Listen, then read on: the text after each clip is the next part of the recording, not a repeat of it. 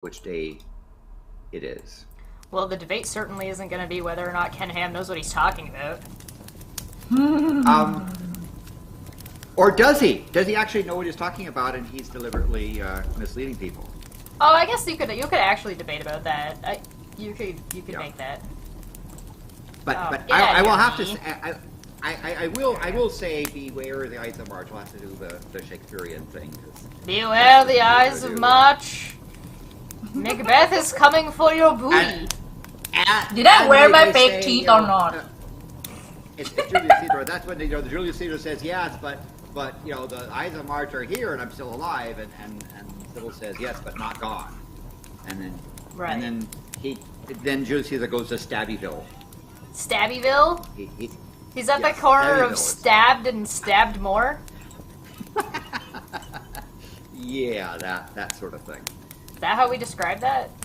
That makes sense to me, I don't know. I don't know, Stabbyville is this place in Australia, as I understand. What the hell? Allegedly. This person's like, hold on, Australia's not real? That's news to me. Well, allegedly. You have to ask people who are knowledgeable of such things. I mean, I assume they're lying. How do you know? How could you possibly know? How could anyone tell if Australia is actually real? I don't know. When I fly down there, they do a good job of fooling you. Ooh, it's actually just a theme park. It's like Harry Potter Land. It's funny, Chesh. It's funny that whenever I travel back to India, I never transit through Australia. It's always Singapore. I wonder why. Yeah. So maybe. Oh, hey, welcome back to Debate Hub. What's going on? Hi, we're here. How are you guys? Welcome back, Maanyaa and Landon. Yay! Hello, yes. Chat. How you doing? Hello, we're here. We made it. I'm excited. It's been a little while since we did one of these. Yeah. I'm itching to meet Madam Pele again. Yes. Yeah. Yes. Madam Pele erupted as soon as Maanyaa left. Yeah. Yes. I was like, damn it! That's what she was planning on. She was planning on me leaving, and then she was like, "Here we go." Yeah. We had to do the chess was mostly right show. Yeah. Yes, he was mostly right. Although somebody pointed out the fact that we had to do it implies something about chess. Yeah. But I digress. Yeah. Yeah, that it do be that way. It do be like that. Looks like Shesh is in harmony with Madam Pele, so she kind of like gets her. It's just because of my drinking habits. Yeah.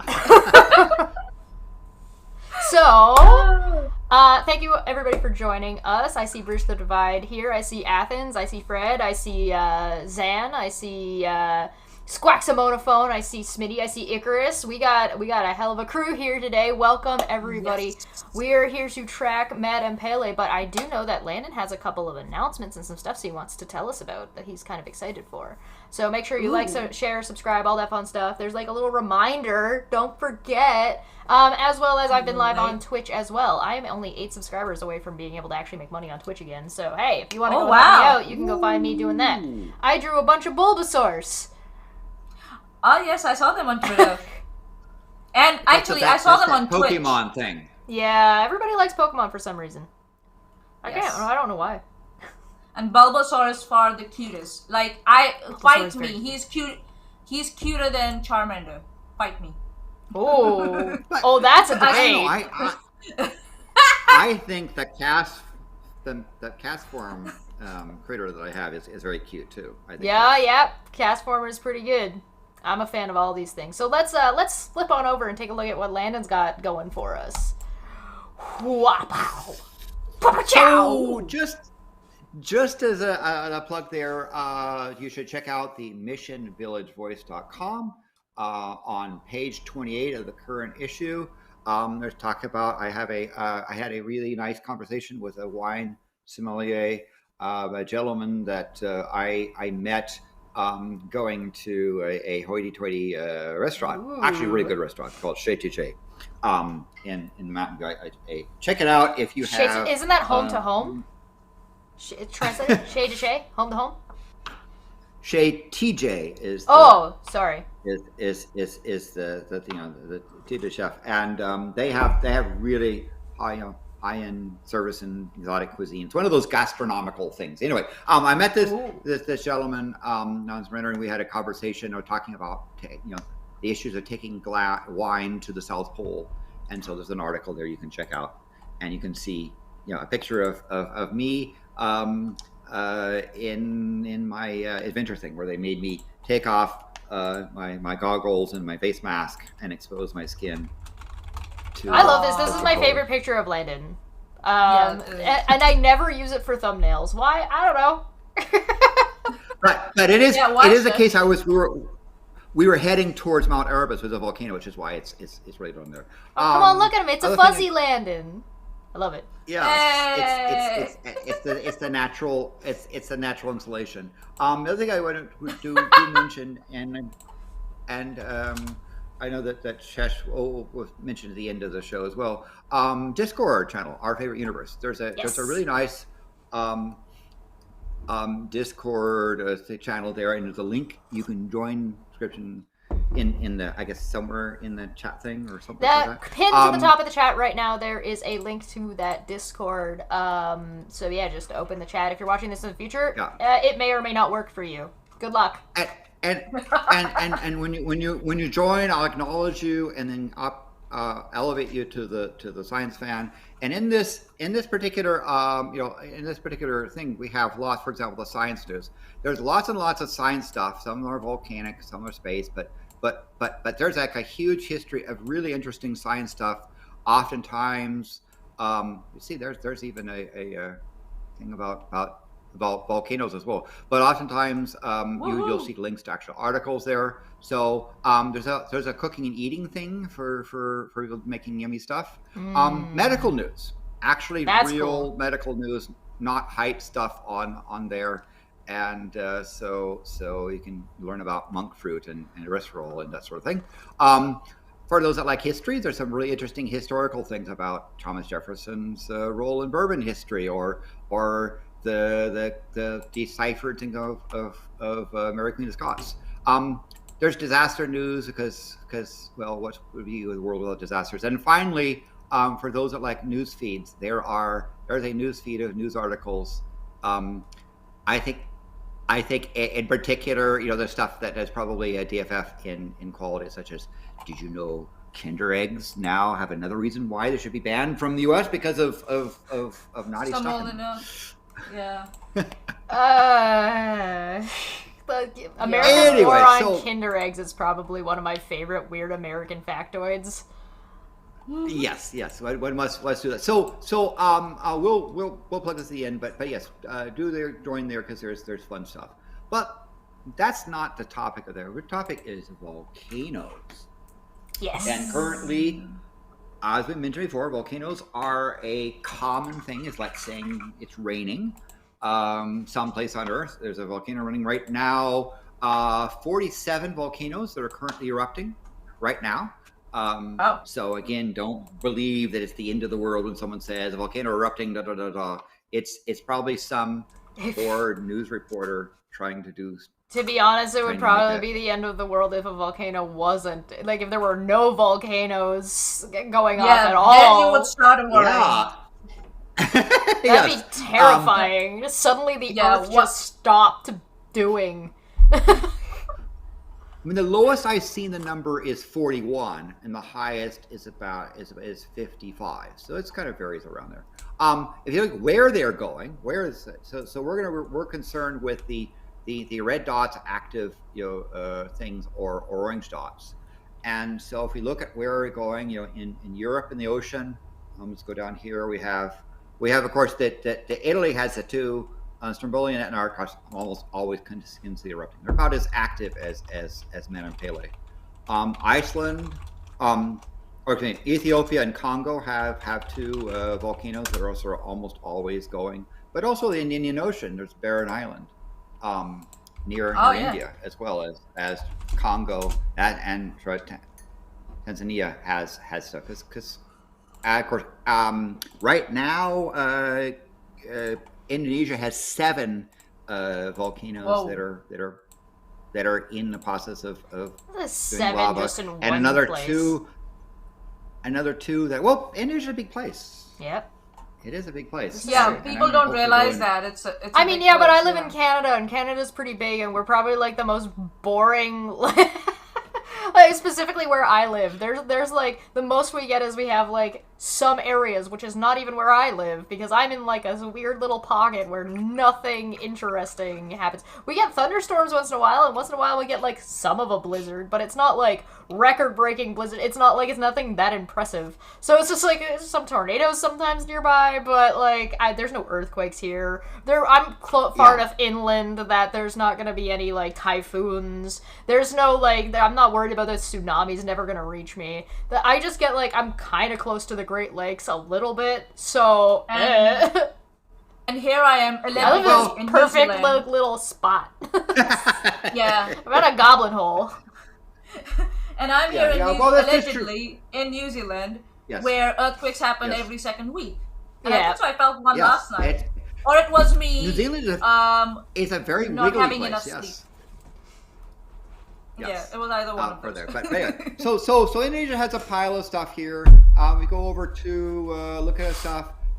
There are 2 volcanoes that are in the minor eruption things going on in Alaska. Yes. Mexico it's got like number 2. They have 4 active erupting volcanoes, and one that's oh, actually they have. I'm sorry. Mexico always has 1 in central Mexico that just continues erupting, and Guatemala has 2. Nicaragua has 1, and Costa Rica has 1. South America, Colombia, Ecuador has 2, or excuse me, 3, and stuff. So there's South America, Antarctica. Of course, Erebus is almost always erupting. So Antarctica gets its one little thing. Let's talk here. Pacific Ocean, of course. Madam Pele is still erupting, and Tanna Island in Vanuatu. Is going there. Philippines, and for example, in Russia, there's usually one or 2 in Russia going on. Japan, of course, is also very wiggly and volcano-wise. Yeah. So there's volcanoes around. I like Smitty. The earthquakes in New Zealand are from the Earth doing a double take when Maanyaa walks by. Oh, I love him. I love him. One of my favorite jokes was, goodbye, world. Oh, okay, I'll see you later, Jim. Where are you heading off to? Pff, oh my god, that's not what I expected at all.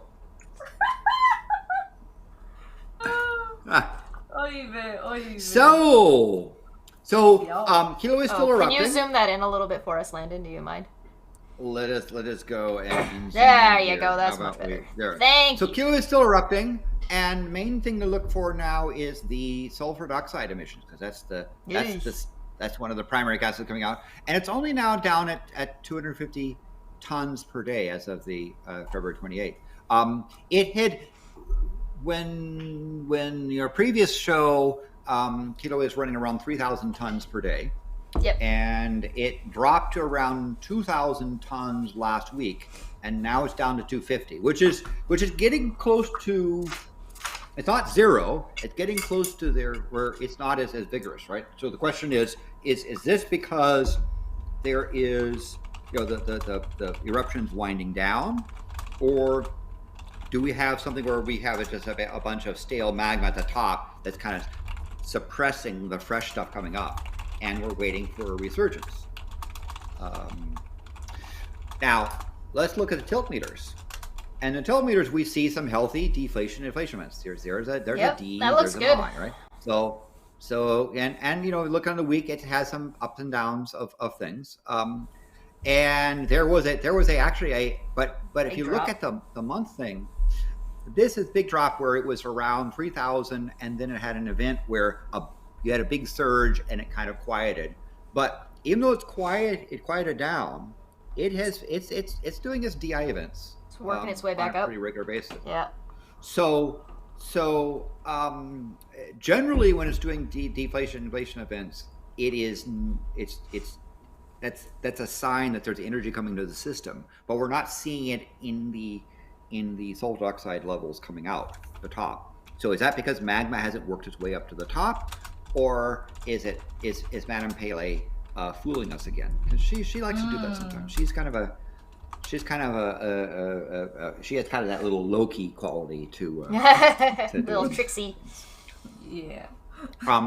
Now, if you look at the summit things, before last time we were seeing it had peaked. This is the length across the caldera, up the top caldera, and we saw that it was kind of decreasing, and then it started picking up again. On the grander scheme of things, this is sort of history. This is the end of the great 35-year eruption where the summit collapsed, and it smoldered around and had an eruptive event back in December 2020. It went quiet. It started again in 2021, and it's been going up since. It had a little bit of pause. This peak was when Mauna Loa got into the act, and there's a debate. Did the eruption of Kilauea stop, or was it a pause? And that's kind of semantical stuff, but it is if you look at there, seems like it's back to its sort of normal. So there's nothing more that we enjoy here than a semantic argument. Yes. I will say that in my opinion, volcanoes are not born atheists. Do they make new atheists whenever they're born? I don't know, man. Oh, the children. Pele's children. You know what Pele's children are? Mm-hmm. Rocks. Yeah. So Pele's children consult other people on the internet for whether rocks are atheists. Oh my goodness! I was like, where is this connection going? And then they were like, oh, you didn't see that coming? No, I did not. But let's move on back to Madam Pele. So here's the nice map of the summit, right? You see here in 300 meters. So we have this eruptive event. We have this other. So we have kind of a couple of spots where it's relatively it's erupting with lava oozing around. Remember, this whole sort of pink area is the entirety of the Halemaumau pit, with relatively soft, fresh lava. There's a couple of islands around there. It's the active part is only about 11 hectares or 26 acres of the whole 119 hectares of the lava pit, or 249 acres. But I want to call you to I like this chart. Graph. Very cool. Yeah. All right. Can you zoom the graph in a little bit? Can we zoom the graph? Let's go in and zoom. Yeah. Yeah. Now we're talking. All right. So here we see the extent of the Halemaumau pit, right? This line, this gray line here, right?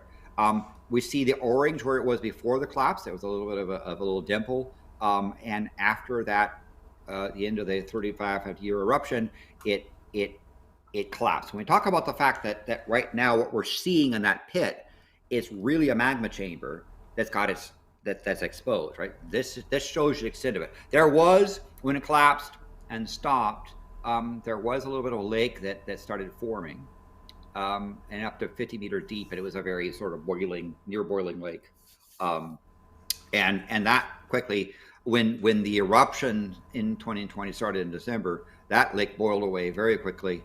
And we saw how far it went down. Now you look at the elevation, right? The elevation, the pit went down because the top was around 1150 meters. It went down to almost 500 meters in depth.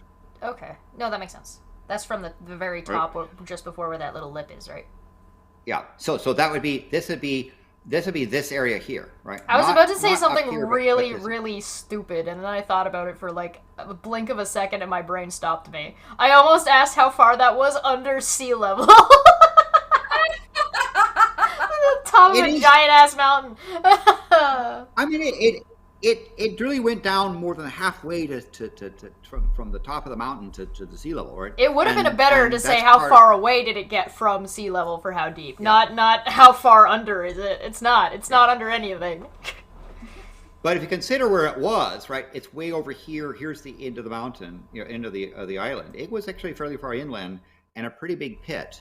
And again, we're talking about this orange line here is this sort of base area around here. This was used to be fairly straight across. This was a small little hole where Halemaumau was. So Halemaumau has now turned into this sort of almost this martini glass shaped pit with this other side thing here.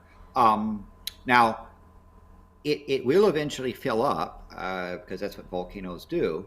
But if you see what happens is this was the eruption that started in December 26th, 2020, and it filled up far. But volume wise, this volume and this volume are pretty much about the same, right? The new eruption pushed it up to here, and if you think about this line was when Mauna Loa decided it wanted to get in the act, or as Hawaiians say, that Madam Pele moved up to the top of the long mountain and danced there for a while.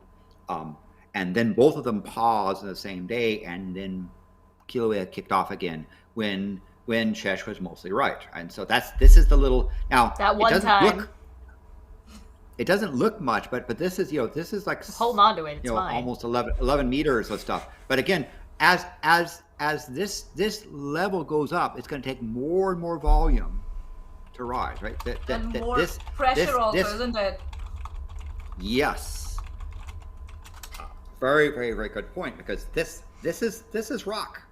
It's heavy. It wants to sink, and stuff comes up. And moreover, remember, on the volcano, this volcano has spines, rift zones, and somewhere in this region here, there are tubes that head off down this way and tubes that head off this way.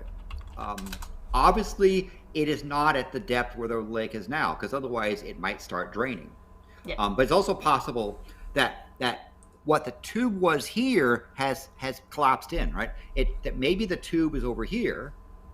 Again, if you look at stuff, this is the distance-wise, right? Again, look at these terms of meters, right? Here's 2.5 kilometers wide, the full extent of the collapse. And so there's about a kilometer plus, kilometer and a quarter of section that might have had tubes that has collapsed in, and if it's going to get into this thing, it's got to get in there. So it may have to melt its way through. It may have to come up, fill up here, and melt its way through, or it could go the other direction. Right? Might go to the southwest rift zone and go this direction. But at some point, it's going to do what it typically does: start heading down there. That being said, we would expect to see earthquakes starting to occur. We also might see, if it was truly a drain event down a rift zone, you might see a beginning of a collapse at the top, just a minor collapse, not a big thing, but a minor collapse. So we're not up to the point where this flat here is sort of this drop down block. We're not to the point where it's going to start filling in, but if it does, it's going to take a lot more volume just to get out there. And at some point, that pressure, as Maanyaa said, and the melting might cause the magma to enter into one of these rift zones and change the nature of the eruption. Yeah, that makes sense. Does the nature of the eruption, do you mean like that it's not just like a bubbling up and out? Do you mean like it changes, like what part of it is changing in nature? Well, when magma moves down these pipes, it tends to have places where it outgasses, and so you'll get venting along the pipes, and meaning that the magma that finds a way and leaks out through some fissure is less gaseous and flows easier. That being said, that kind of channel thing, the lava that comes out of a channel has cooled down a bit because it basically gets moved through rock pipes. So the summit temperatures tend to be hotter. They tend to be a little bit more fluid. Doesn't to say it can't be that the magma can't, because the other thing the magma might do is say, why am I going up again in this big giant block, this cap? Why don't I go off to the side? Right. right? And so the magma might choose instead to bypass this whole thing, go off the side. In 1959, path of least resistance. Kilauea Iki over here was a site of a great fountain that occurred. The volcano had been quiet for a while, and a tiny little hole opened up here, and it basically acted like a straw, and you had tremendous fountains. Kilauea Iki crater was about as deep as the Halemaumau crater drop down was, and it filled in. And in fact, to this day, even though it's 1959, if you dig down into the plate here, you'll come up against lava. Right? This pit has been slowly cooling. You have to dig down like 50 meters or so, but this was a sort of a mini example of what's happening over here. And so this is an example where it wasn't able to come out into the caldera and went off onto the side. So it is possible that it could erupt somewhere on the zone by just deciding to bypass it altogether, not melting, but as Maanyaa said, the pressure might cause it to go in a entirely different direction. We would expect to see earthquakes as it begins to move, and we also, even if we don't see earthquake, we would expect to see their tilt meter starting to get wonky when it starts bulging in this place or that place, unless of course she fools us again. I'm still voting on the just kind of seeping out as some random side vent that we weren't noticing. Yep. And out so, the side. You guys ever see so Spirited Away? The movie Spirited Away? When Chihiro is dealing with the stink spirit, and then she pulls the one piece out, and it pops out this, and it's like this big mound, and it just pops out the side, and then just sprays everywhere off the one side. That thing. Yeah, that's certainly possible, and I would expect that type of an eruption if what happens is that this current eruption stops altogether, and we have some period of time over maybe a couple of years where that lava pit solidifies, at least on the top, right? It'll be still liquid, squishy down below, but solidifies on the top, creating a cap, causing it to out the side. So what they do, in addition to looking for earthquakes, is they also do radar to check if there's a place that's bulging, even just a fraction of a centimeter. They also do thermal imaging. So we look at this spot here, and I'll zoom in. Here we see basically hotspots, right? And that's that. There's a couple of fountains where things are warm. Now, if you look more carefully, you'll see this mottled stuff. There is other warm things here. This is still pretty warm. You would not want to walk across here with shoes you cared about. And what are you talking about? It looks like a blue swimming pool or a blue lake. No, well, I think it's this channel is not responsible. After your boots go, then your feet might get involved, and that you might have a bad time. Yeah. Don't swim in lava. That's relative. We do not recommend bad. Yes. This channel does not condone lava swimming. Or walking, yeah. Yes. Jesus, are you listening?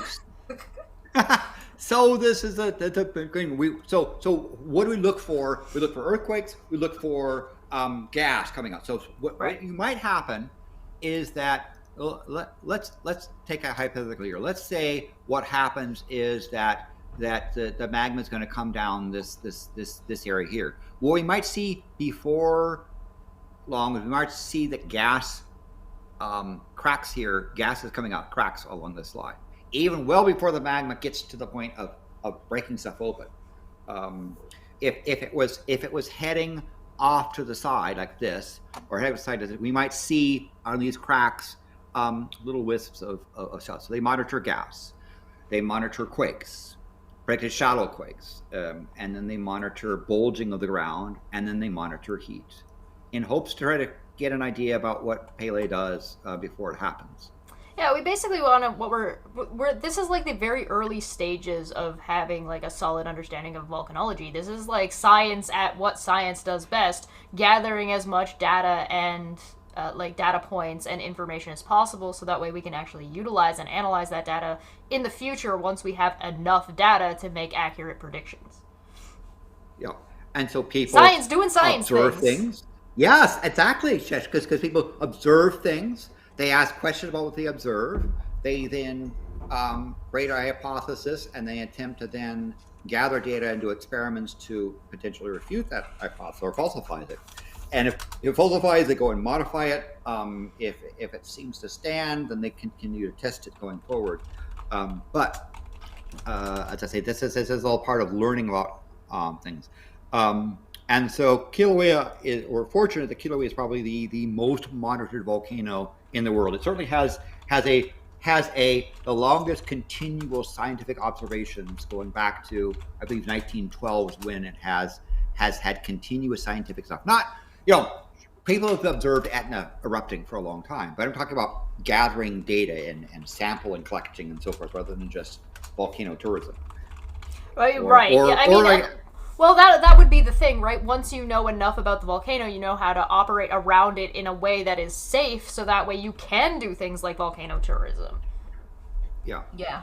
The North Island at Maanyaa, North Island, New Zealand, is very White wiggly. Island. It's got lots of, but also has inside has some wonderful hot springs, and thermals and other good stuff. There's a whole park there. Rodent. That's quite lovely. I mean, it has stuff that rivals. New Zealand has stuff that rivals Yellowstone in terms of its geysers and other fun stuff. Oh, I don't doubt it. Yeah. Rodent No Last Name said in the chat, and I think they incidentally bring up an interesting point. Landon is looking for bulging. Giggity. And like, why? Giggity. All right, but I'm curious as to why are all of the terms that surround volcanoes all sexual? Also, Red Eye. Well, hi, it's good to see you.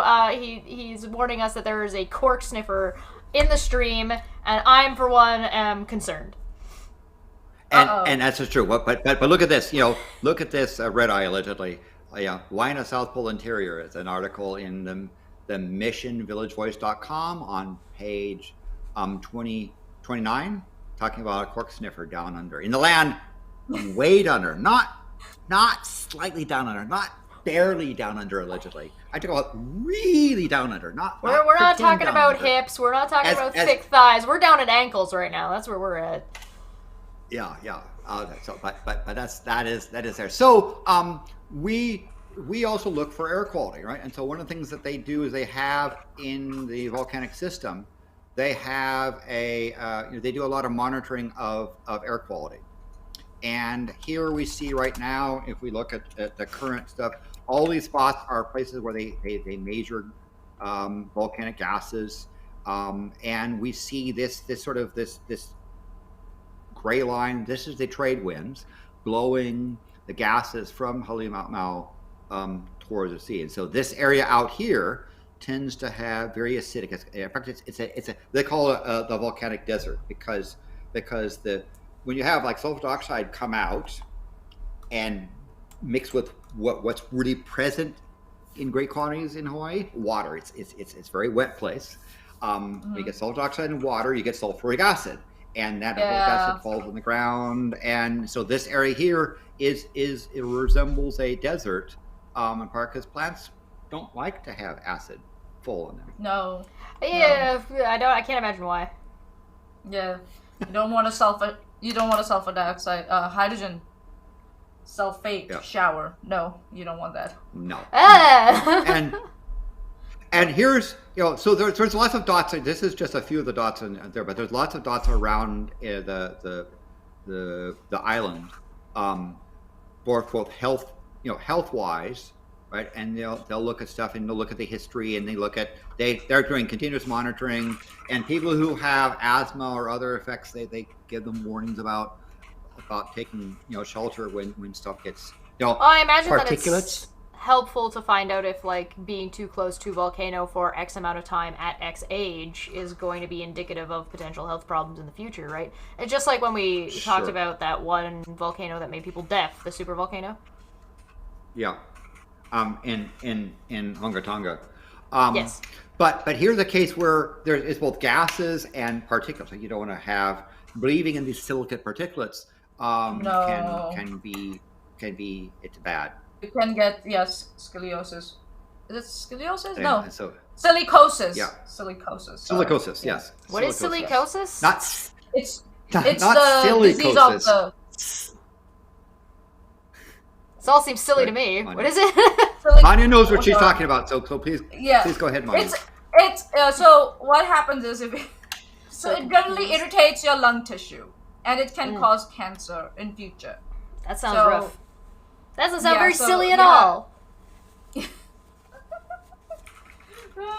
So in simple terms, yes. So you don't want to be breathing in, and use correct filters for that. So they have stuff like that. They talk about all these things. They talk about the effects of sulfur dioxide. They have stuff about effects of particulate matter, and why you should be care about microscopic solids and other things, what you can do about it. So there's a lot of health data involved in these things for monitoring. So so in addition to public safety, and we see things like here's a steam vent where we had a little bit of there was a period of time for the steam vents.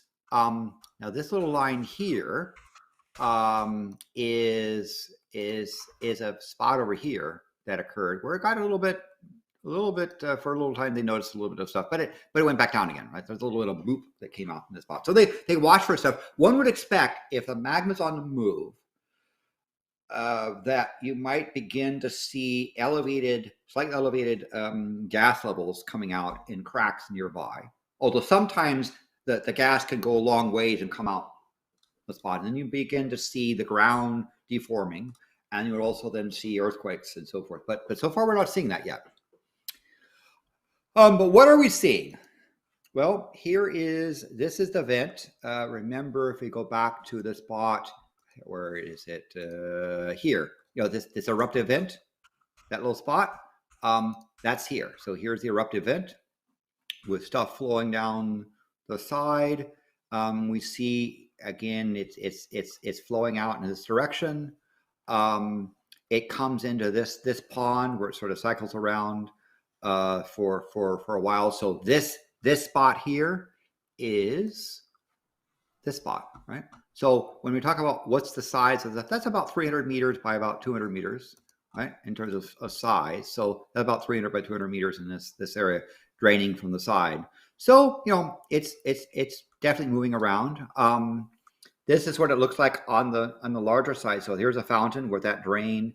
Here's another fountain and a drain here. So remember, when we're looking at thermal events, we have this spot, this spot, this spot. When you look at it from afar, you're seeing these other little spots. Here's that edge. Here's those edge spots, right? I love how cool all these pictures look. They're so awesome. I'm curious to know who the first person was who decided to just wander into that, being like, that's probably fine. Yes. It was somebody. So science. That's science at work. That's just early science. Birds sometimes try that, but they don't come back to report to their fellow birds as to. Tom asked an interesting question in the chat. They said, "What's a place on Earth where you are guaranteed not to be killed by a volcano?" And then they said, "Antarctica?" ? No, not Antarctica. Antarctica has Mount Erebus, which is actually one of the largest. I think it's now currently the largest lava lake in the world. Active lava lake is at Mount Erebus. Probably Chesh's house. Island of McMurdo. I would think that places for volcanoes, places in middle Canada. Yeah, the Canadian Shield is pretty thick. and I mean, where the biggest disaster tends to be certain family of premiers in a certain province. Oh, my mom's here. Everybody say hi to my mom. Hi, Mom. Hi, Mom. Hi, hey. Mom. Hello. Hi, Mom. Hi, Goblin Mom. Inkboy, who's been a member for 30 months at the silver level. Thank you so much, Inkboy, for your contribution to our absolute absurdity. Would that be possible to vent out magma out of a volcano and using it for something useful like obsidian bricks, assuming some kind of alien technology? Well, volcanoes tend to be self-venting. That sounds obvious, but that's true. That's what a volcano does. It vents magma, and And yes, you can go down there and try to grab it. The problem is, as your drill bits, as you get closer and closer to the magma, they'll begin to melt because it's hot, as well as the pressures. Even if you had some magic adamantium thing that could withstand the temperatures, the pressures would of the gas as you got close to the magma would blow your rig out of the hole. Oh yeah, it's one of those like things a pressure cooker. It's one of those things that we can't predict volcanoes well enough yet to be able to be like, oh, we know it's going to vent right here, so we can put a capture system, which doesn't exist right now. But if it did, and we're going alien technology that isn't going to like just get destroyed of it, we don't know enough about the volcano to know where it's going to shoot out from or when. And it's yet.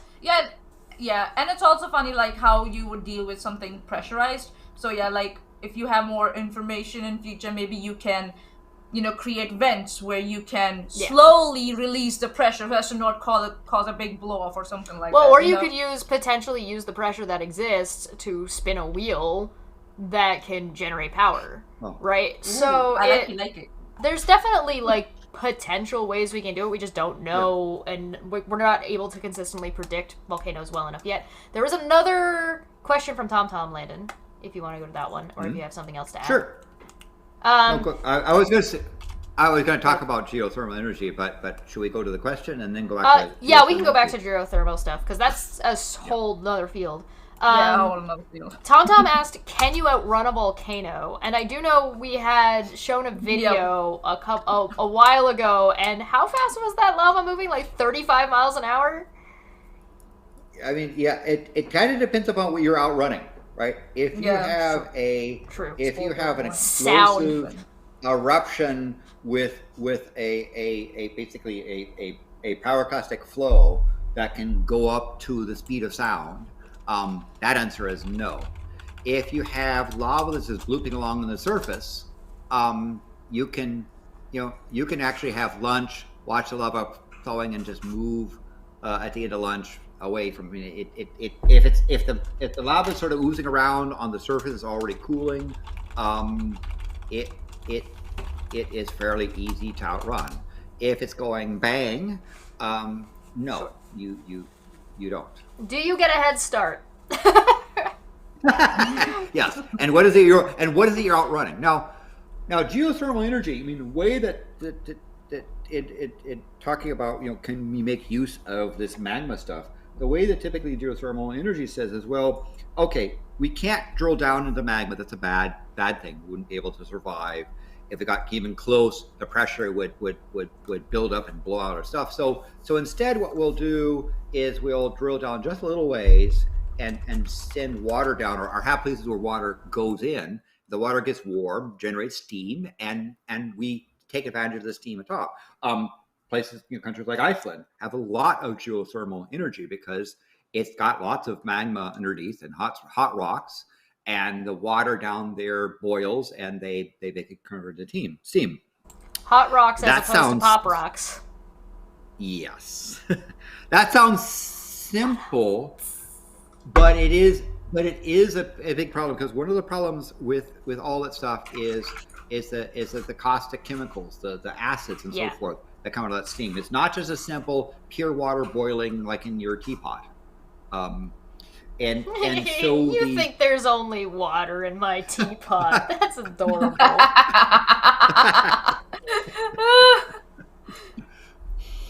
Yeah, well, we suspect, we know that Chesh lives in an area where they snacky cakes are illegal, legal. Allegedly. There's a bunch of blackbirds flying out my window, and it's kind of freaking me out because there's like a whole flock of them just hanging out. And they're not crows, they're the smaller blackbirds, and they're doing me a concern. I'm like, what is going on that there are so many of these little bastards flying around here right now? Did somebody die on the street? Like, what the hell oh, yeah, okay, yeah, basically, I know what it is. Garbage day, and the garbage truck went by and knocked over a bunch of stuff, so they're all looking for stuff. Just a regular day, yeah. Well, I was also kind of concerned that this might be weather-related. Because we're supposed to get like another 20 centimeters of snow today. So I'm probably going to be outside shoveling. And this announcement Chesh's was little brought to you tea- by Shesh Debate Hub.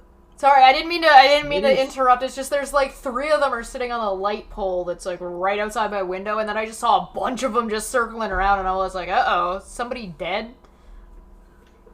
So Smitty Well, you says should be Chesh's concerned. little. I don't wanna He talk says that. Chesh's little is a little teapot, short and stout. Here's her handle. Here is her spout. What? Where? When I get all steamed up, hear me shout. So, geothermal energy is not easy. I'm getting steamed. Even if you get the steam stuff, the corrosive acids and gases that come out of it can result in basically having to replace your equipment because basically it's head away, It's and they can try to corroded. put Teflon coating and so forth. There are places that make use of it, but not every place is suitable because you want geothermal activity, but not too much geothermal activity. The Big Island had a really nice geothermal plant. I'll go to the map here down in this area, right? And it produced a lot of power until the magma moved into there and wiped it out. We got a super chat from My Unfinished Journey for 5. Thank you so much, My Unfinished Journey. And they're getting their super Yay. chats early for the 16th as AIG is a magnificent morass of marauding meat missiles. Oh wow! Marauding meat Take a missiles. drink. AIG's a bag of I like dicks. Okay.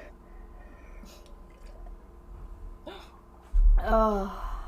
So, earthquakes wise, Sorry, my mom. When I get all steamed up, hear me shout, piss me off, and I'll punch you out. yeah, thanks. Chesh's mom was cool. So let's look at what the earthquakes are here. We see our last 7 days. This pile of quakes down here. This is stuff that's relatively deep in the all region.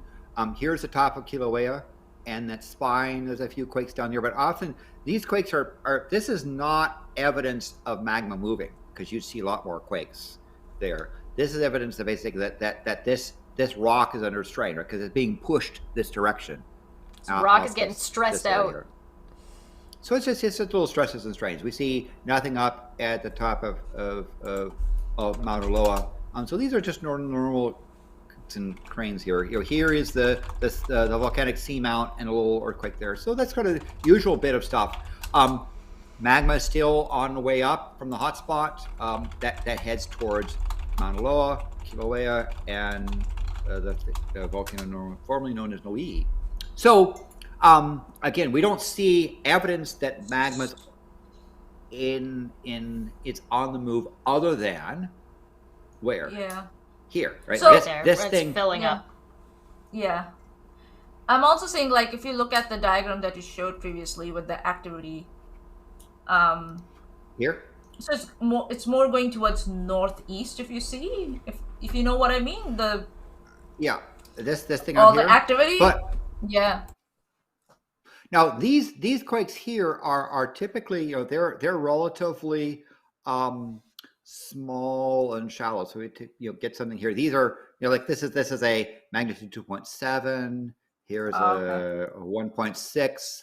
Here is a 2.3. So these would be It's kinda fairly, and the spread depth out. is like 6 kilometers, 3 kilometers, 3 kilometers. Now, what is that more likely? Well, if you go back to the main picture over here, our island stuff. Well, let's go back to whoops. Let's go back to here. We can use this stuff. Yeah. Actually, if we just look at the earthquakes, it'll probably be better. All right. Yeah. Here's the top of Kilauea, and this is one of the spines going out this way. The other spine going this way. Right? Yeah. But this spine is also a weak point, a crack. There's fault lines that go here. So this rock is kind of being dragged this direction to fall down into the ocean here. So this is sort of just generally there are little quakes along the lines of the earthquake faults and strains, and also relieving of pressure that happens. you would see a much more concerted effort like what happens here, right? However, these quakes are like at 30 kilometers, 36 kilometers, 34 kilometers. These are deep things. This is the magma, the hotspot coming up from here, and then it basically travels this way, even to the volcano over here, and to here. So this is suggesting that there still is movement. Now, we presume the movement is up and not down, because that can also happen. If it was down, we would see a big cessation of volcanic activity where it goes into a quiet period. If we saw movement, you begin to see lots and lots of little here of stuff. When it's on the move, there's lots of quakes along the area that range in depth. If it moves this way or moves away, historically speaking. There's a question from the chat from TomTom that says, are there areas where experts expect volcano outbreaks in the near future, and if so, where? You're talking about in Hawaii? One could expect, if we go back to earthquakes, one could expect an outbreak along this spine or this spine, right? That is at some point the magma chamber will seal itself off, and magma will start to move down the line. This is what Pele does quite regularly. Again, what do you mean by the magma chamber? Well, normally this would be a solid rock here. It would bulge in the middle, and this magma chamber would be stuff underneath, right? We would see earthquakes, we'd see gas coming out, we might see a little bit of lava breaking on the surface, sealing off, but this thing here is effectively a magma chamber that's going to get high enough to self-seal and become set, and then will start to move.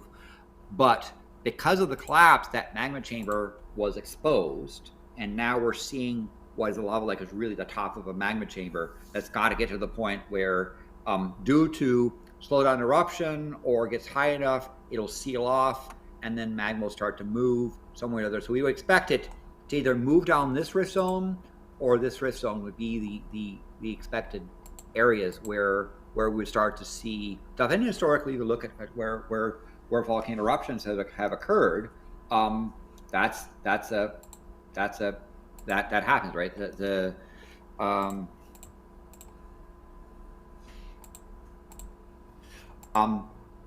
I want to point out if what you look at for things, if we open this thing here, we'll see, for example, here's what happened of that great 35.5-year eruption, where the sun was over here and magma went down the tube and came out at Pu'o, and it flowed all along that area. From the point of view of historical stuff, if you look at what happens, this is sort of the what Kilauea does.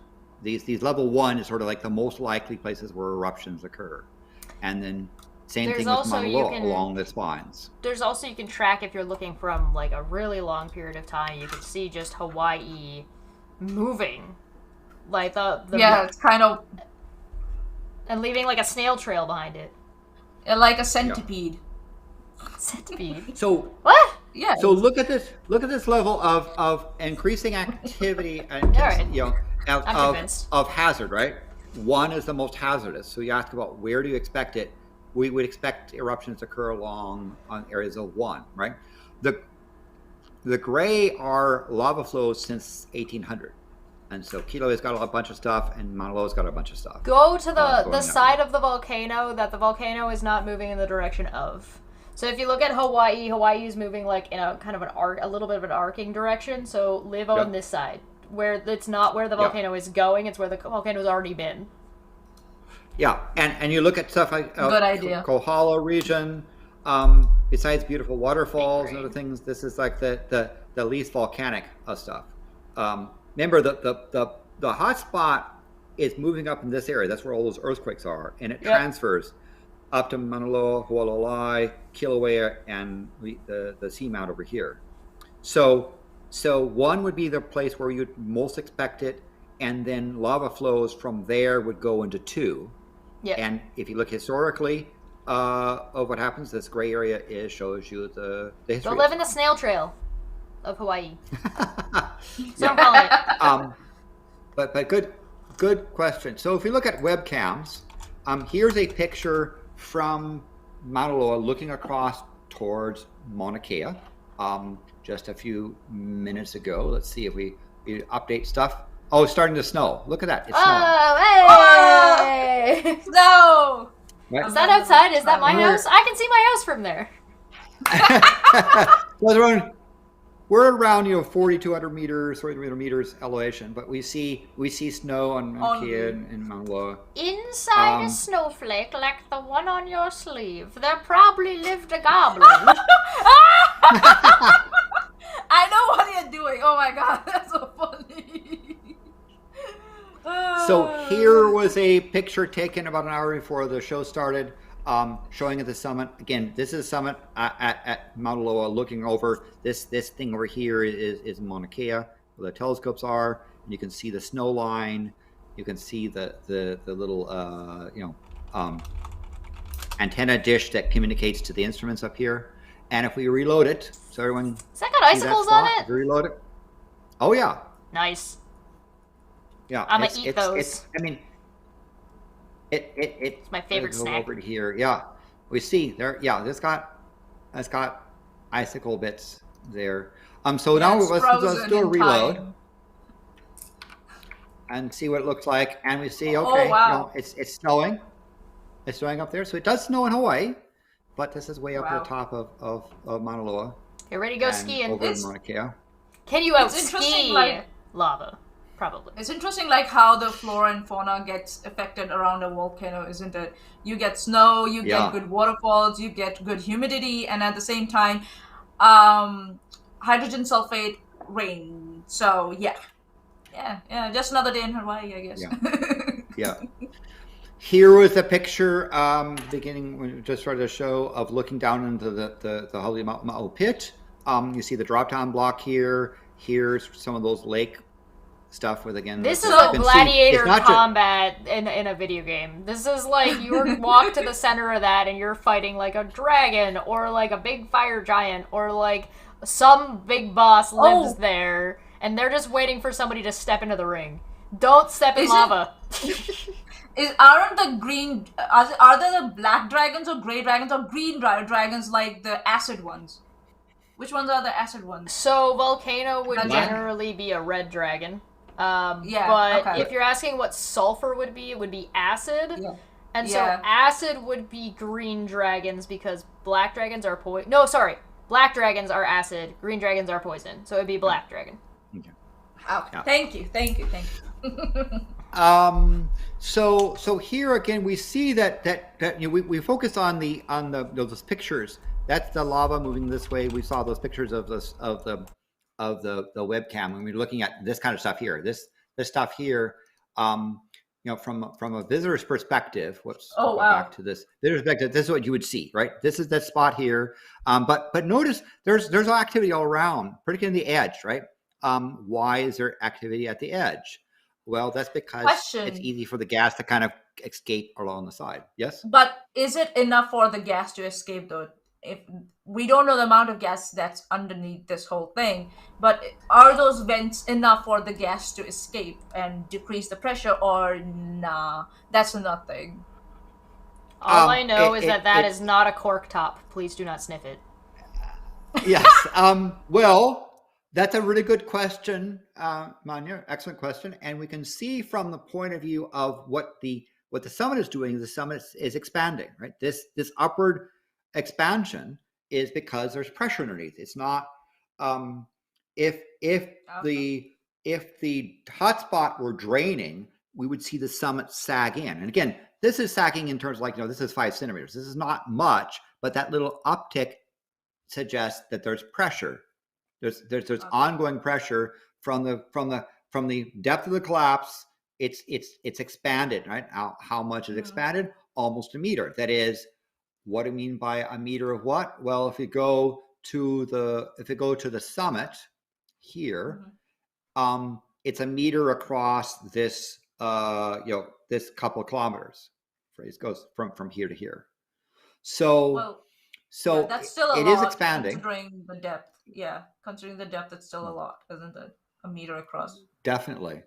Yeah, that's a lot of stuff. So we know there's pressure under the summit, right? That's causing it to re-expand.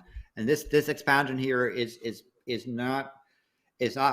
because you've got energy pressure pushing up on the and it's long, but just because it's expanding doesn't mean it's erupting. Sometimes, right?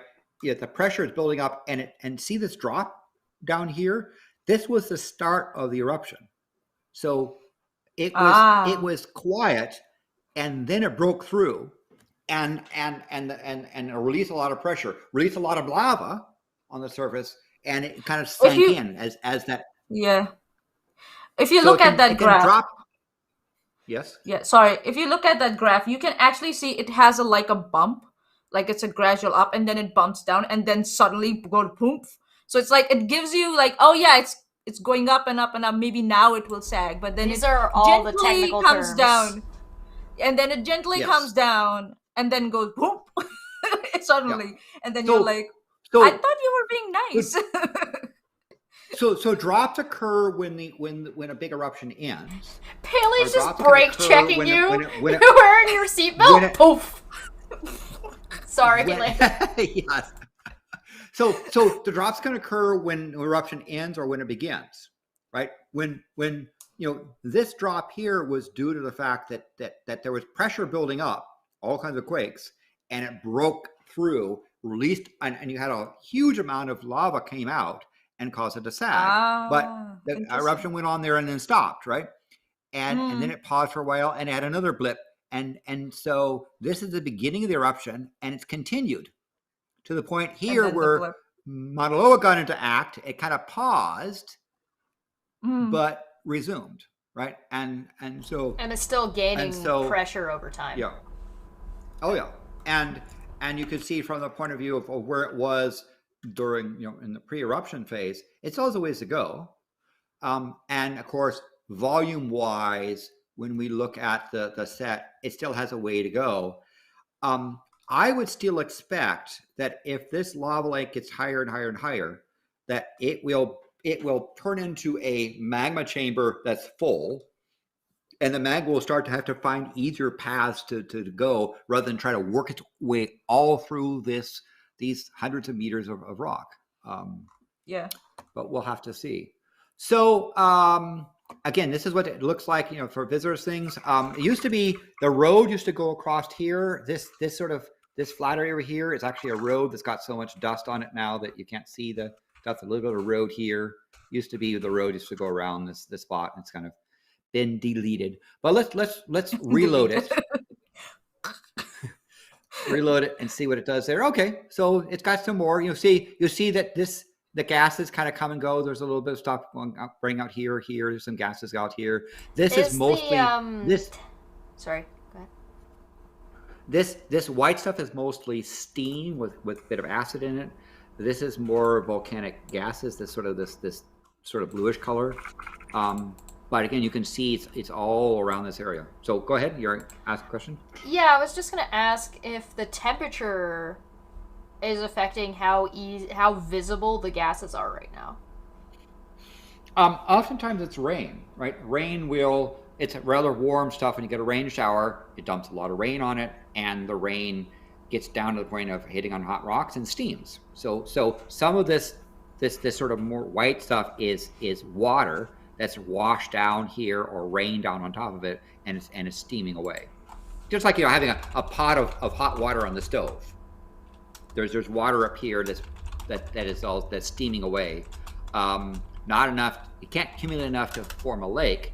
It just steams away. But there's also this color gas are things that I do not recommend breathing.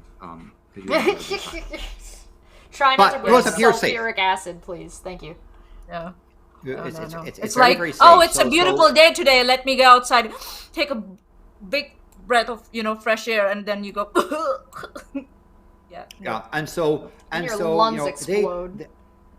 they monitor the thing quite carefully. They'll close things if it gets really bad. But you see, you can come here to the visitor center and go to these overlooks. You're just fine. The winds go that direction. Even if it went this direction, it would be more like a smoggy day as opposed to really bad stuff. Landon, would you just don't want to be down in here in the pit. Landon, would you mind pulling up the graph again? That's underneath the one with the showing filling up. Jess loves that graph. Down a little bit. So this Jess graph has fallen in love. Just a quick explanation of this graph is that these are dates matching that are telling you how full the caldera was at each date and indicating how it is filling up over time. That's just what this graph was. Yeah.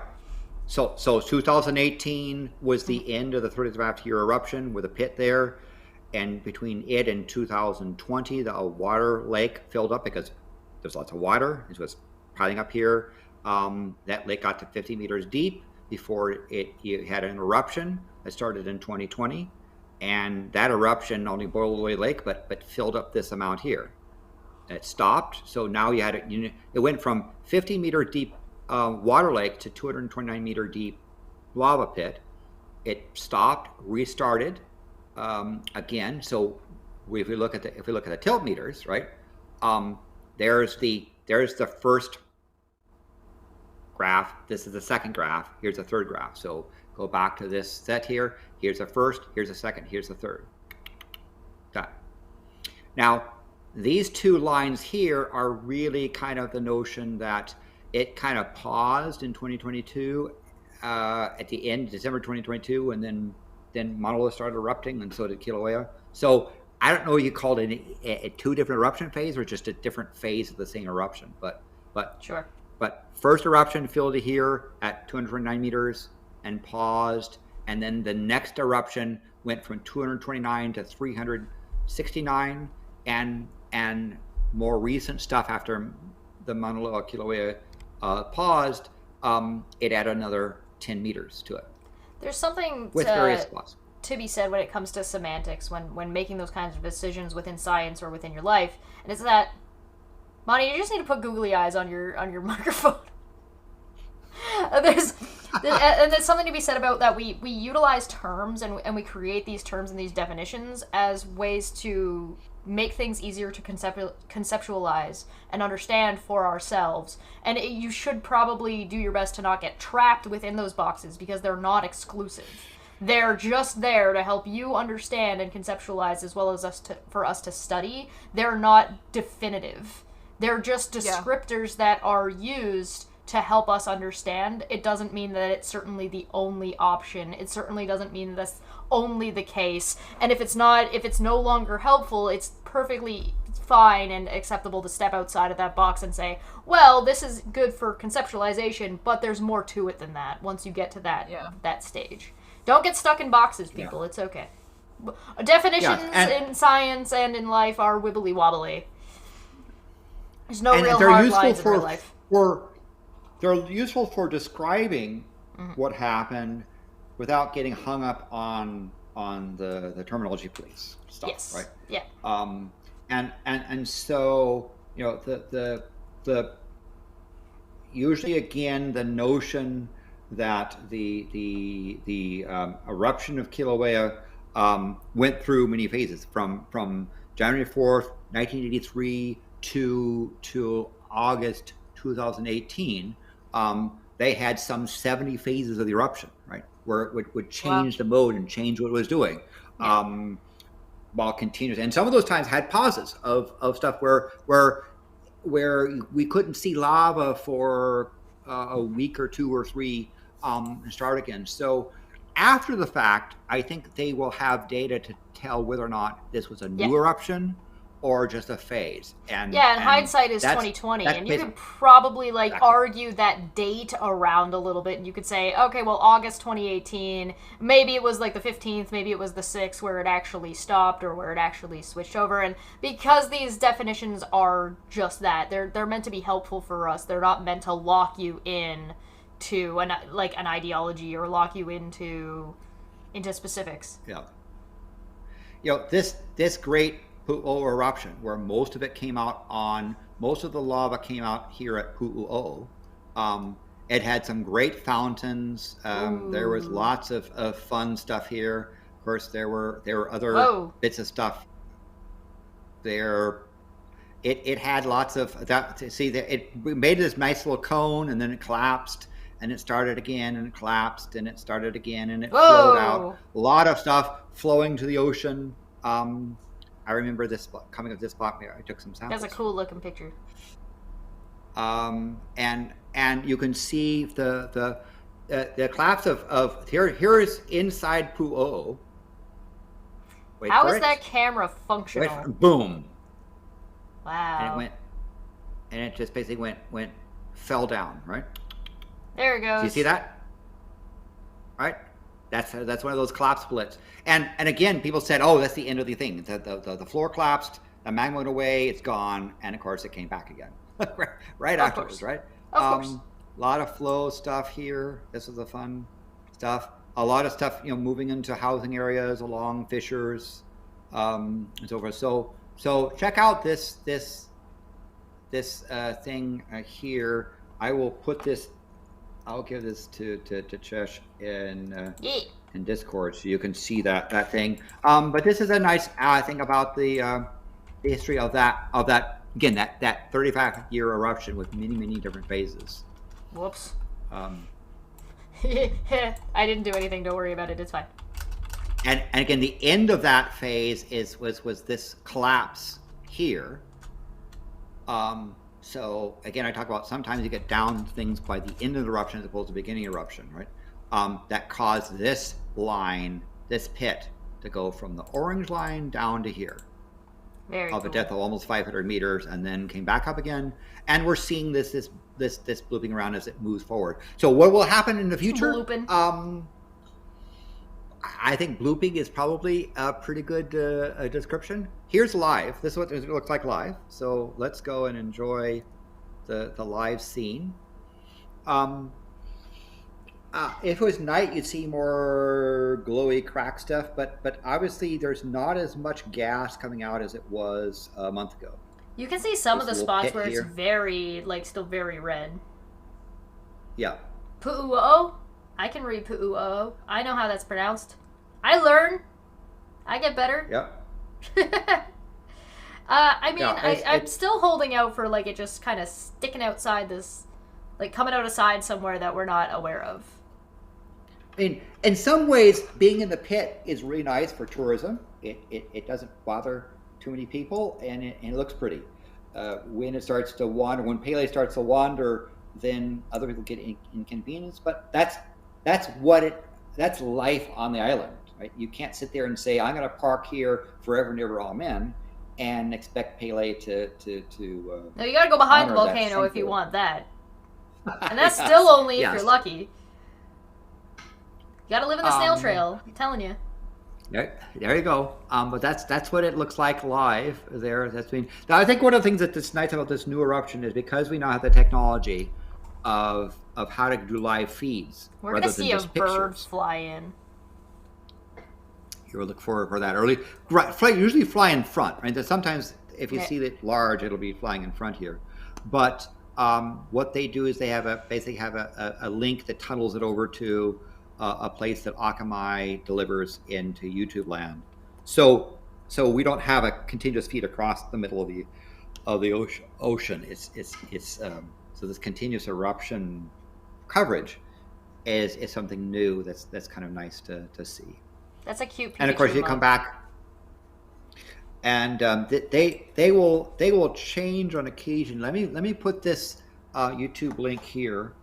Yeah. So I will put this into the screen for Chesh to put onto the set here.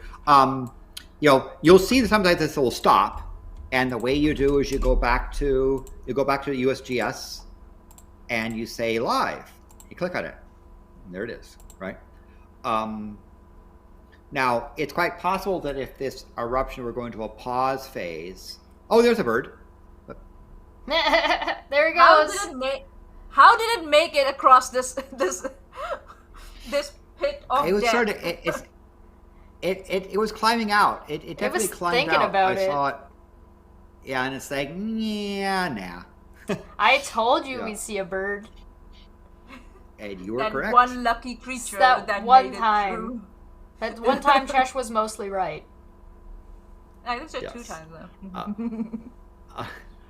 But yeah, so that's how you do is go to the USGS. Again, if you're watching a show later and you go to that link and it basically shows nothing, just click on USGS and then look for a live thing here, and there you go. You can type in. But they sometimes will restart it. You can type Yeah, in youtube.com/USGS/stream and it should come up. It should come up with whatever stream is currently active, if there is one. Now, understand sometimes when it's really raining, all you'll see is basically steam and fog and nothing there. Also, sometimes that seeing it in Hawaiian night is also it can be a much better experience. So if you look at this spot here, right, this is what the stream looked like last night. You see the island and you see lots of stuff there. So there's it varies 69 on people watching. Ha. But like I said, it's good. This is, I think, now the nice thing is that the public can share in stuff. And of course, there's lots of other previous videos with all kinds of good stuff for USGS. So again, I want to point out for a plug for our favorite universe. What's this thing about Kinder Eggs? Kinder Eggs chocolate recalled after salmonella outbreak. God damn it, These Kinder. 150 people. Yeah. Oh, God, no. Yes, this is so we have news, important news stuff here. Here's a news about people in England complaining that they can't find tomatoes because of Brexit, and so this guy that they said, well, you should do is literally you should go down to where the sewage is pumping into the ocean because Tories have unleashed lots of sewage onto beaches, and you can find in amongst the poo tomatoes, and they were actually were suggesting that.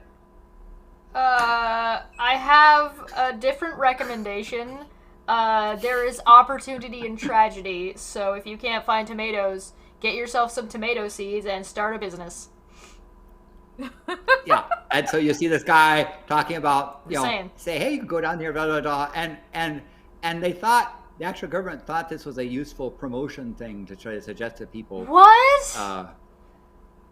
I'm not kidding. Oh, I'm not kidding. But, I mean, that's probably a better thing for a tavern. But anyway, you'll see there's a lot of newsfeed stuff, a lot about disasters like droughts and other things. Yes, our next tavern is on March 23rd. So if you're interested in this kind of, sorry, 25th, March 25th. So if you're interested in us following these kinds of news, there's tweaks and weirdness, that's the 25th. There's a reason.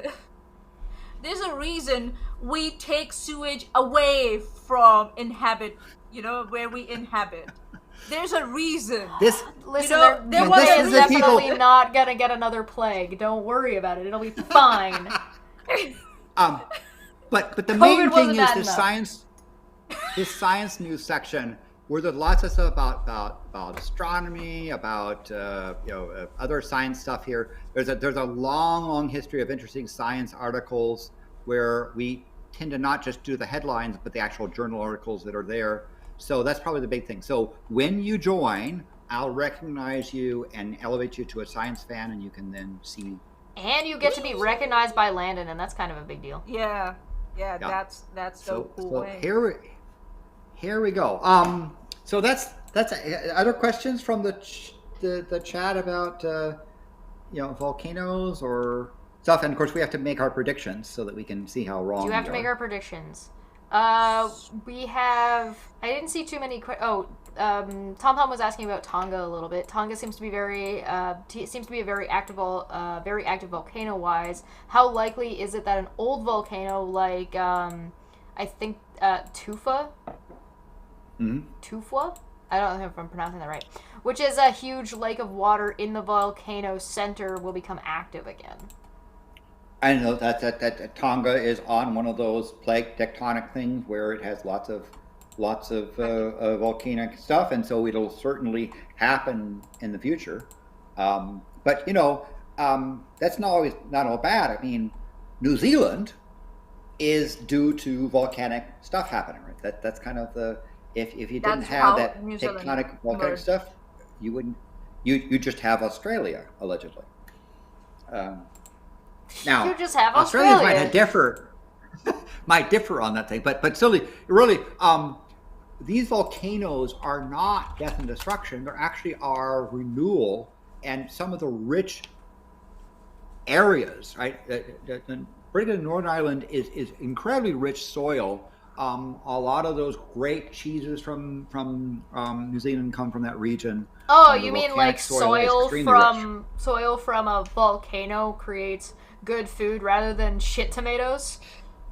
Yes, that's true. Yes. Because otherwise you have to depend upon Tories telling you to go and muck in the poo that they caused to go to the beaches. Oh, you want tomatoes? Go dig through shit, pleb. And also, like, volcanoes can give you a snapshot of what flora and fauna would have looked like when, the flora and fauna started flourishing across the planet. It gives you that snapshot in time, I think so. That, like, obviously the plants have evolved, but yeah, you can imagine, like, how, with time. What? There's no way the Discord link in the... Oh, no, sorry. The link that is not expired is the one that is in the comment section. It's the pinned comment. Grab it from there. Yeah. Yeah, sorry, and so again, if we look at that island, and here's the end of the eruption that came with those fissures and all that lava that poured out that caused the summit to collapse. This will slowly renew itself, and these what used to be beaches and coves will be restored eventually, because we see already from these flows here that they're now incredibly rich areas with all kinds of plants and stuff growing in these regions. It is bad for the thing that's there now, but the resulting flow is just an incredible explosion of life. That's a cool as hell map. Oh my god, that's like that's a sexy map. A map that's a map maker's like dream come true. It's like ooh. And so you see here's Halimamo, here this little ring, and the flows that come along the lines of you see again the flow, and of course Mauna Loa does a lot of stuff this way. And again, these are flows. Many of the flows are from 1800 on. But if you go and look in these areas nowadays, even the Pu'u'o things that stopped in 1983. Can you just send me that map? I'm gonna use that for something. Thanks. That's so cool. Oh my goodness. Let me go over to here for this thing. Kind of reminds me, Landon, when we were like in senior secondary and we were doing our geography. We were taught like how to like draw the topological lines for all the mountains and the sand dunes and stuff, and it was like, it took me back to those old days. Rate this map. And oftentimes these things have dates as to when the flows are. They can look at the ages of the flows there. So we have a pretty good idea about what happened and the renewal that's come from here. You look at again the history of Mauna Loa in particular. It's got lots of good flows. Going back. So here green is 1843 or younger. Red is going back to around 7,500, about 750 years. This is going back to 1,000 years, 2,000 years, 4,000 years, right? So they can date these things, and again, there's rich farmland and so forth that gets created from all. But Landon, dating is not accurate. Dating is not accurate. No. Listen, we're gonna deal with that on the 16th. That'll be on the 16th. Don't at me. Hold on. I'll add a link to the comment section or to the live chat so you guys will stop. And as I say, there's lots of stuff. If you go to the park, you'll see lots of maps of things. That there's lots of maps of stuff. But from a point of view of the island, here's you can see a little bit of 3D relief. Here's Mauna Loa. So mass-wise, Mauna Kea is just a little bit higher, but it's not active. It's dormant. You see Haloalai. Here's Kona. Here's Hilo. There's Kilauea on the side, waiting to become the big mountain.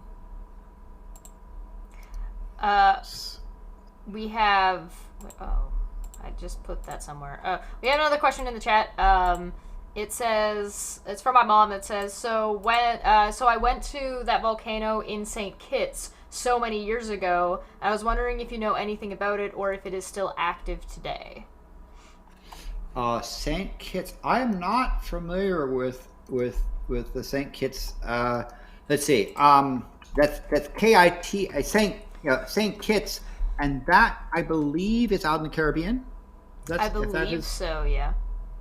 If that is correct, and I think that it's had it certainly had its areas. I mean, historically, it's a historic thing because of issues of slavery and some of that stuff occurring, but the geology of that area, it had certainly had last eruption was in 1620. So it's had a period. It had a dome about 44,000 years ago that kind of got wiped out, and it was very eruptive in like the 2.3 million years ago. But last known eruption in that area was about 1620. Is there any kind of indication volcanic, that it could go in the future? I don't know that that's something that's considered to be likelihood. It certainly is continuing. I would say it certainly is dormant, so it has the potential for erupting, but we don't see any evidence that it will do so anytime soon. Oh my god. My mom says, cool, thanks. It was all steamy and smelly and had a beautiful lake inside. Yes.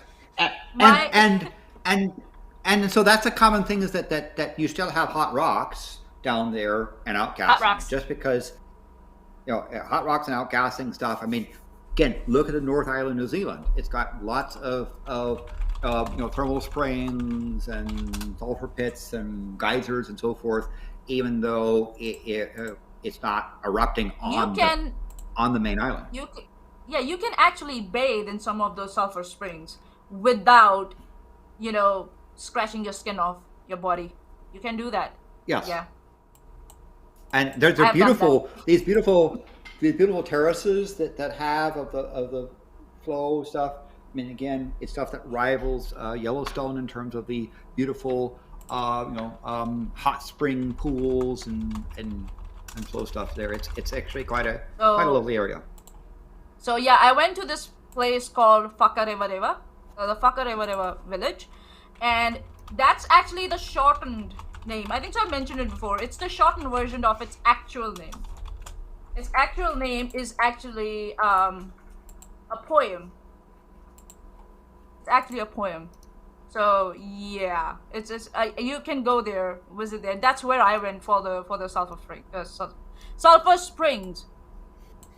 So yeah, the full name of the place is Te Whakarewarewa Tanga o Te Opetoa Ofa. Yeah, I couldn't reach till the end. Sorry. That was pretty good. That was better than I can do. I'd just be like,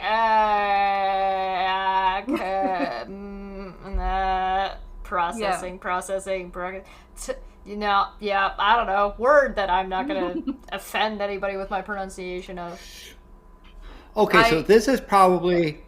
Go ahead. Nah, I was just like, so this kind of poem came after like a legend where a warrior, Wahaio, had led a charge and performed a haka, that's the war dance for the Maoris, before charging into the battle. So yeah. And they'd use the geothermal steam as a war tactic to hide themselves. So yeah. Pretty clever. Yeah.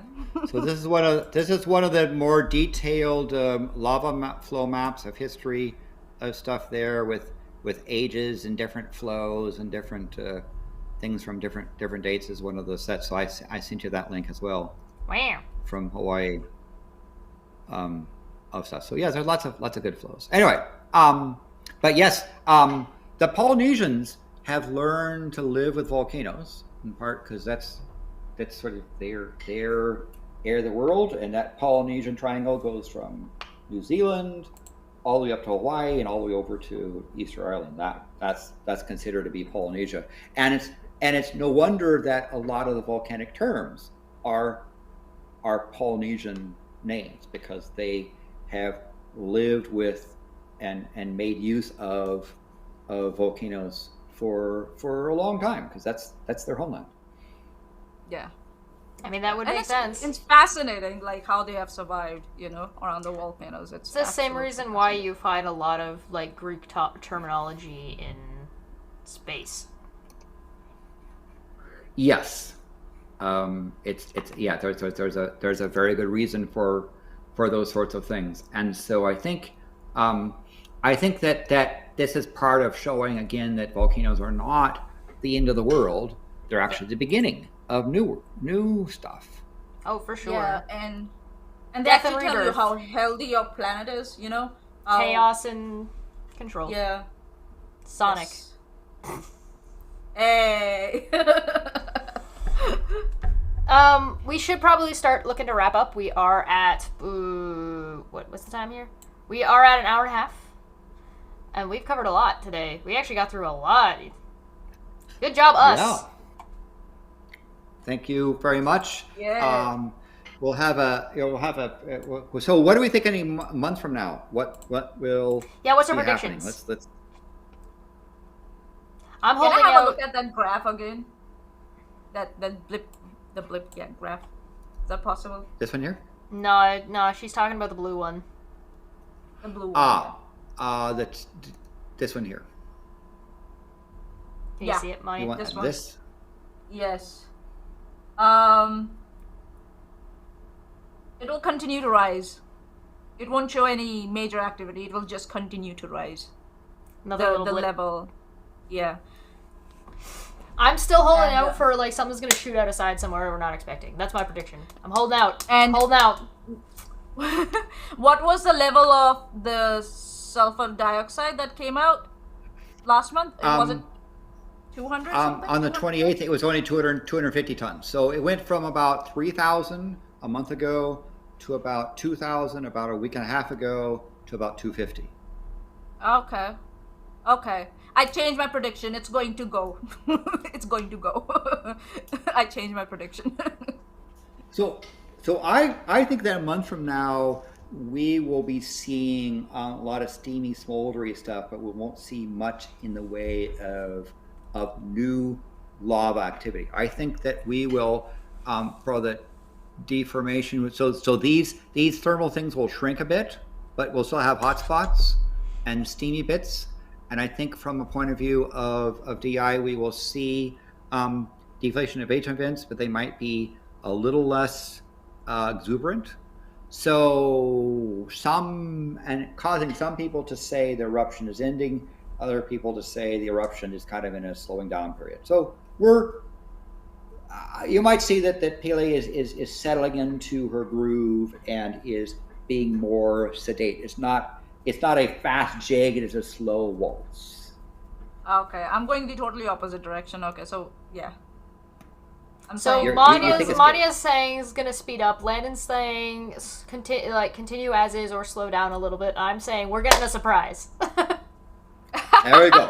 So we will see how wrong we are when Pele does what she does. We really appreciate the fact that folks have come along. Please consider clicking the like button on this thing. It helps the channel.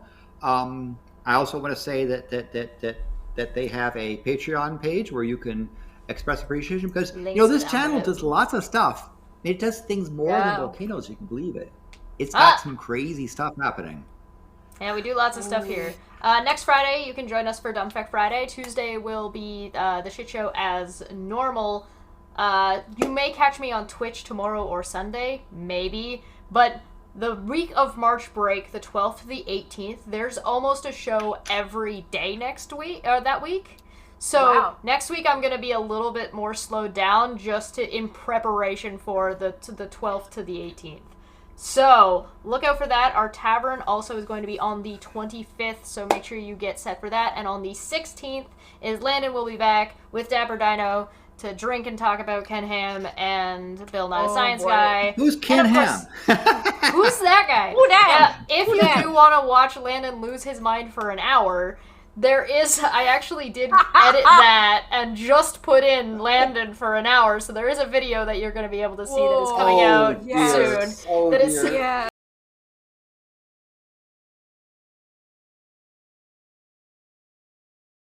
channel as well. You can watch the whole thing. I also discovered what the Bible said about masturbation, and that's coming out soon. So if you're curious about that, there's also check out the shorts that are on the channel now.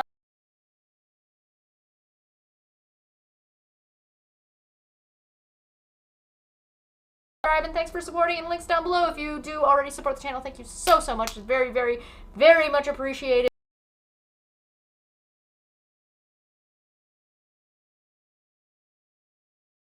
Anything else? Nah, not really. Yeah. Okay, bye. Bye. Bye. Bye. Madam Pele will go boom. I promise. Oh, for frick's sakes. Eventually. All right, bye. Eventually.